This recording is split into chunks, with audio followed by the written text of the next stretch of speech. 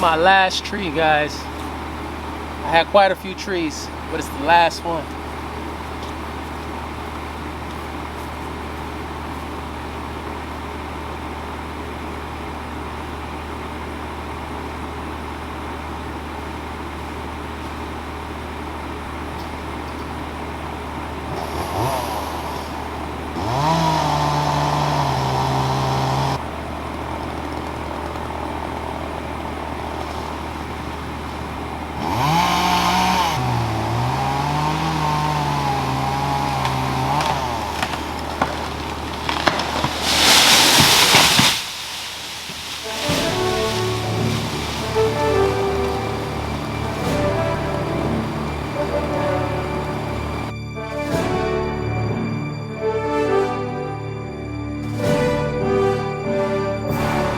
All right, guys, I did it. Oh man, you don't know how hard it is to cut down trees until you start cutting down some trees. So I'm gonna share a little secret with you guys. I probably cut about 25 trees down right here on my property because something big is gonna happen. I don't know. Can you guys guess what that is? I'll tell you in a minute. But just to get an idea of some of the sizes of these trees, this was like 38 inches, 38-inch diameter stump. There's another one there, like another 38. There's a couple 30 plus inches in here, but I literally took down about 25 trees, and this has been taking me weeks.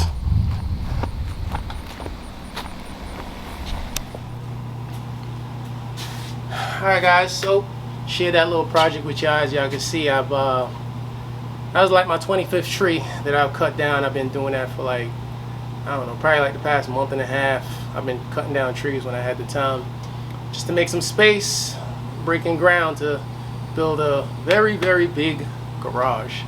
Now I know, from one car guy to all you other guys and gals, the dream is to always have, you want to have a house, yes, you got the house, but it's like you always kind of want a garage that's bigger than your house. I don't know.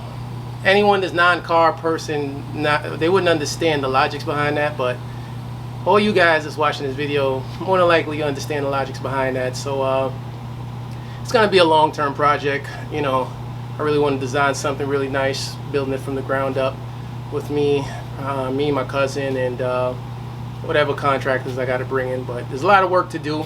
But the good thing is, ground has already been broke, so I can't wait, you know, for the future, see what the future holds with that.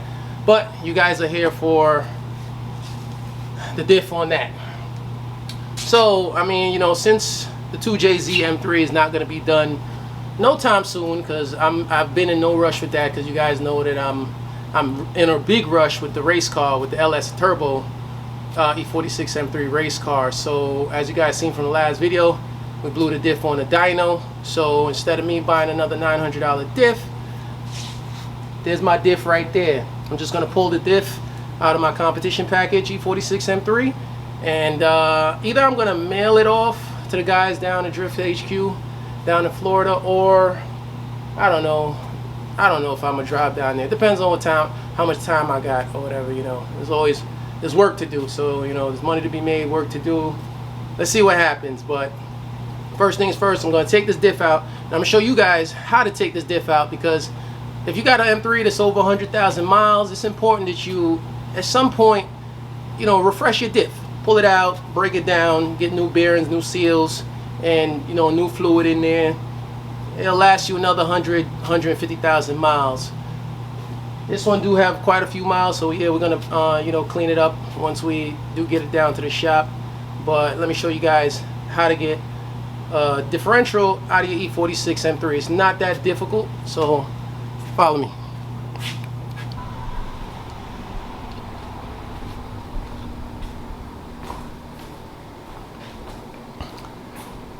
So the beauty about this already, since I was already working on the car before, the car is on jack stands, 4 jack stands, nice and safe, and exhaust the exhaust is already down, and anybody that wanted an exhaust, feel free to send me a message, because I'm not going to be reusing this. Just a junk of metal, a pile of junk right now. Let's go underneath here. As you can see, that's the diff right there. That's the diff right there. But let me get a flashlight, get up under this car, and show you guys what's up. All right, guys. So this is the spread that you're gonna want to have. You don't necessarily need all these tools, but I'm gonna use all these tools because all these tools together is gonna make my job a lot easier. But what you do need, you need to get one of these torque bit sets. These are specific torque bit sets. 2, 4, 6. They have 6 sides, the torque bits. So you can pick one of these sets up at like AutoZone. I think I got this one at AutoZone. These are Duralast. But the two that you're going to be using to take out the diff is, you're going to be using the E12. So this is the E12. You're going to use an E12 socket size Torx bit. And the E12 is going to be for the axles and the drive shaft, to remove those. Then you're going to need a E14. You're going to need an E14 socket because this is going to take off the 2 big bolts that's on the back, the top back. I'm going to show you guys, you know, where all these bolts are. The top back of the diff. Now, there's a big bolt that's on the side of the diff, and that big bolt, I believe it's a 16, but I'm going to verify that with you guys once I take off the panel and actually stick a bolt, stick this in there to see if it fits. If it's not a 16, I'll let you guys know what that is. The next thing that you're going to need is, you're going to need an 8mm socket. So this 8mm socket is going to take off one of the plastic panels underneath the bottom. And you're going to need, obviously, you're going to need a ratchet to, you know, unloosen all those bolts. Now, I have those are what you need for sure, but I have some other tools here that's going to make this job a lot easier. So this right here is a 3/8 to 9/16 adapter. This is an adapter. Clear that up a little bit. And what this adapter does is, basically, it lets me use this spanner wrench, and it hooks up to the back of this E14, So when I use the E14, I'm going to be able to use it as a wrench instead of having to use the ratchet on it, because I'm going to show you guys it's going to be really tight at the top, the 2 back bolts, you know, that you have to release. So this is just going to make it easier. It's not impossible with this. This is just going to make it easier. I also have my big impact gun by Milwaukee and my small impact gun. The small one is going to be for the 10, and the big one, this is going to be for all the other bolts, because I'm overusing this when I don't have to use this. So what I have here is a 3/8 to 1/2 inch adapter. So basically, this 3/8 to 1/2 inch adapter is going to allow me to hook up my torque bits, and then allow me to hook this up to the gun, to the big gun.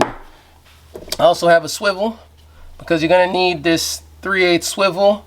More than likely you're going to need it on the back. It's not necessary, but this will make your life easier, having these swivels. Then I just got a couple of adapters here. These are a couple of adapters. I might not use them, I might use them. So let me show you guys where all these parts are going to be used. Alright, so in most of you guys' cases, you're not going to be this far along. I'm just this far along because obviously I'm doing a build. First thing you're going to have to do is take off all your metal.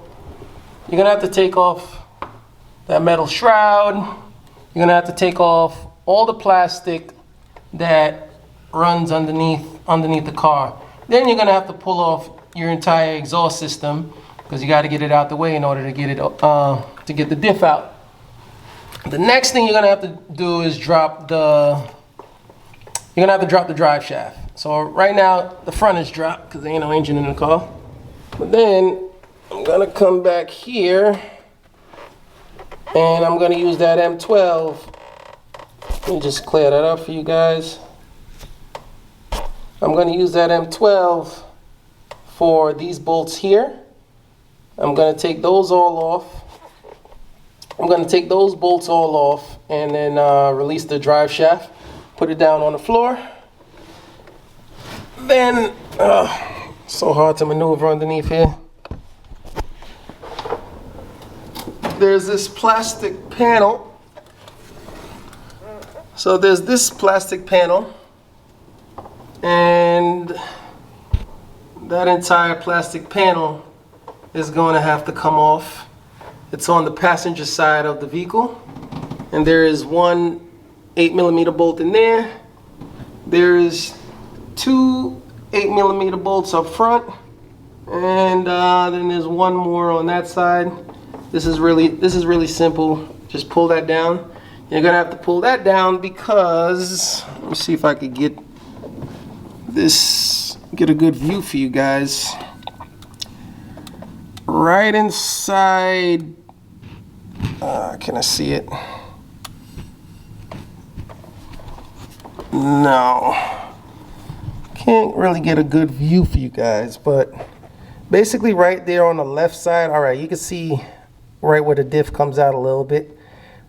Right there on our left side, there's a big bolt, and that's where the either 16, I believe it's a 16, but that's where that bolt is going to be, and that's why you got to take off the plastic panel to access that bolt. And hold on, the last thing that we're going to have to take off is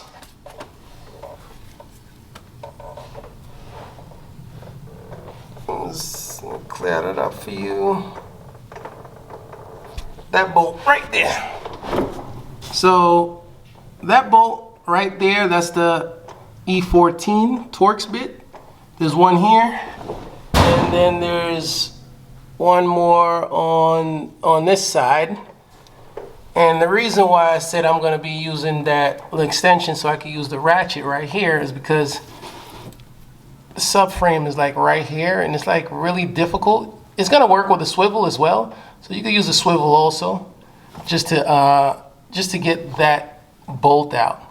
But once those are all out, this pumpkin is gonna drop out. So I'm gonna get to it. If I run into any bumps that I didn't mention, I'm gonna update you guys with that. All right, guys. So this is the bolt that I actually took out from underneath this on the side of the transmission, and it was far from a 16th. This is actually a 21 bolt. It's a 21, but I only had long impact 21s. My advice to you, if you have a short 21 with 6 sides, you use that. This is actually a 13th 16th, which is the same thing as a 21mm socket. So you could use a 13th 16th or a 21mm with the 6 sides. Do not use, I believe this is metric. Do not use these ones with the multi-sides, because it will strip that bolt, and if that bolt gets stripped, you already know what time it is. You're not doing anything after that. The next thing you're going to need is Allen wrench. Size 6 Allen size. You're going to need this to take the sway bar off. You got to take the sway bar off because I'm going to have to pull the transmission backwards to get it out. So let me show you guys something real quick.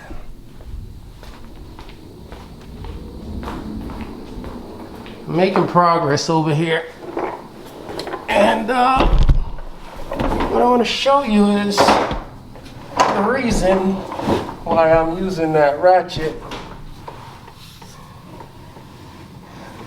So I'm using it there because the clearance, there's like absolutely almost no clearance there.